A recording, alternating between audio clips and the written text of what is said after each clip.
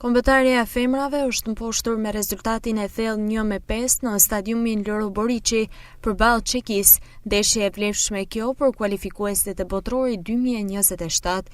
Minutat e para të takimit nisën të balancuara me të dyja skuadrat që luftuan për kontrollin e lojës dhe u përpoqën të afrohen te portat e respektive. Çekia kaloi në avantazh në minutën e 14 pas një gabimi në përvojë në skuadrën sonë. Megjithatë, reagimi i kuqezezave ishte i menjëhershëm. Vetëm 3 minuta më vonë, Fortesa Berisha realizoi një Eurogol të bukur nga distanca, duke e barazuar shifrat dhe duke gjetur të papërgatitur portieren kundërshtare.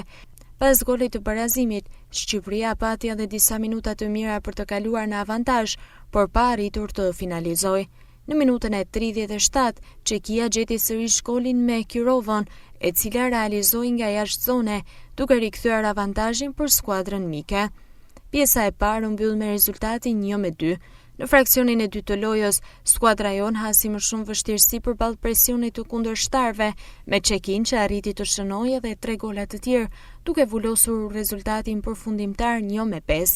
Pas 2 ndeshjeve të para në grupin B1, Shqipëria rënditet në vendin e tretë dhe do të rikthehet në fushë në muajin prill për 2 përballjet ndaj Walesit.